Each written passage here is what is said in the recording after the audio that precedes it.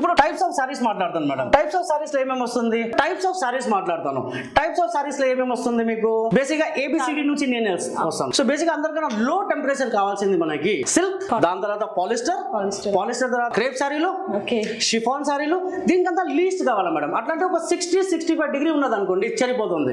Next stage of saris అట్లాంటి basic గా గద్వాల్ సారీస్ కానివ్వండి, లేదా పట్టు సారీస్ కానివ్వండి, లేదా కాటన్ సారీస్ కానివ్వండి, దీనికన్నా ఒక 80 to 85 డిగ్రీ టెంపరేచర్ మనకి సెట్ చేసుకోవచ్చు మనం. సో ఈ టెంపరేచర్ ఇక్కడ ఈ విధంగా ఇది ఒక లాంగ్ ప్రెస్ చేస్తే మీకు ఇక్కడ 90 డిగ్రీ అని చూపిస్తుంది.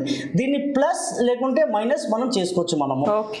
అట్లాంటి ఇప్పుడు మన సిల్క్ సారీ ఉన్నది అనుకోండి, సో మాన్యువల్ గా ఇక్కడ టెంపరేచర్ సెట్ చేసుకోండి మేడం. మీరు 65 డిగ్రీ అంటున్నారు, 65 డిగ్రీ పెట్టేసుకోండి మేడం మీరు, సరేనా? లేదా 70 డిగ్రీ కావాలా మీకు, 70 డిగ్రీ పెట్టేసుకోండి. సో ఈ ఆప్షన్, ఈ ఫెసిలిటీ మనం మిషన్ లో ఇస్తున్నానండి నేను. సో అంటే ఎక్కువ ఐడియా లేని వాళ్ళు కూడా దీన్ని యూజ్ చేయొచ్చు హ్యాపీగా మేడం. మేడం ఎవరైనా బేసిక్ గా చూడండి మేడం, హౌస్ వైఫ్స్ ఉన్నారు, సరేనా? House wives, main house wives ఉన్నారు కదా, వాళ్ళు ఏదో బిజినెస్ చేయాలనుకుంటారు, ఇంట్లో ఉండి బిజినెస్ చేయాలనుకుంటారు.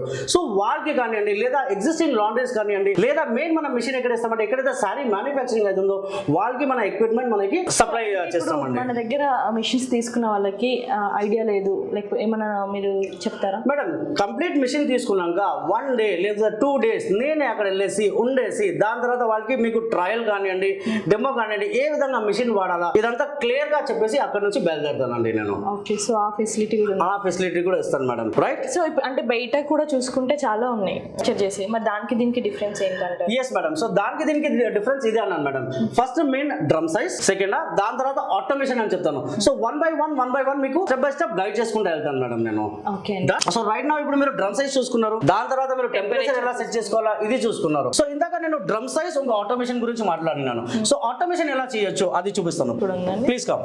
Yes madam. మేడం ఇది గ్యాస్ కమ్ ఎలక్ట్రిక్ మోడల్ అండి. సో బేసిక్ గా మీరు ఒక్కసారి రెగ్యులేటర్ మీరు ఆన్ చేసి ఆఫ్ చేయండి మేడం. ఆన్ బేసిక్ గా ఎన్ని దిస్ థింగ్ మనం గ్యాస్ లా మనం వాడినప్పుడు గ్యాస్ అని ఒకటి లోపల డైరెక్ట్ గా పాస్ కావాలా, కరెక్ట్?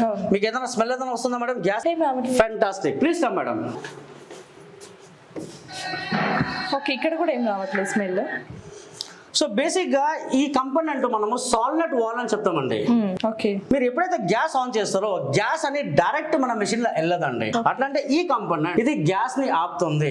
అట్లాంటి సింపుల్ లాంగ్వేజ్ చెప్పాలంటే ఇది gas safety madam. Gas the మనం సేఫ్టీ ఇస్తామండి, సేఫ్టీ ఫీచర్ మనం ఇస్తామండి. సో బేసిక్ గా సింపుల్ ఉన్నదండి. మెషిన్ మొత్తం ఆన్ చేసినాక మీకు స్టార్ట్ బటన్ నొక్కండి, రెగ్యులేటర్ మీరు ఆన్ చేసిండ్రు, సరేనా? మెషిన్ స్టార్ట్ అయిపోయింది. రైట్. ఇప్పుడు గ్యాస్ అనేది మీరు ఆన్ చేస్తారా? చిన్నగా శబ్దం వచ్చిందో గ్యాస్ మనం రెగ్యులేటర్ ఆన్ చేస్తే కూడా గ్యాస్ అని ఒకటి డైరెక్ట్ గా పాస్ కాదు. సాల్నట్ వాల్ అని ఒకటి గ్యాస్ సేఫ్టీ ఇస్తాను. ఏ విధంగా వెలుగుతుందో అది కూడా పోల్ నుంచి చూడండి మేడం, మీకు గ్యాస్ వెలుగుతుందా లేదా కనిపిస్తుంది. Okay.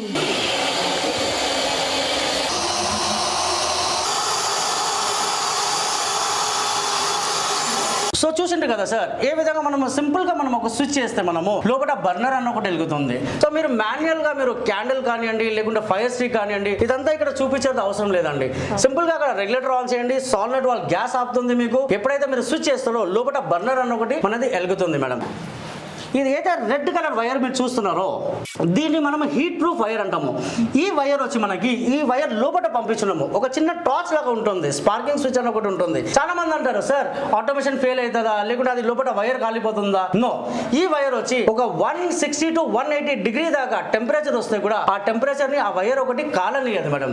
So this is the specialization regarding to our mission. అట్లంటే బేసిక్ గా ఆటోమేషన్ అని ఒకటి ఇస్తున్నాను. సో ఆటోమేషన్ ఎలా వర్క్ చేస్తుంది ఫర్దర్ గా అది కూడా చూపిస్తాను.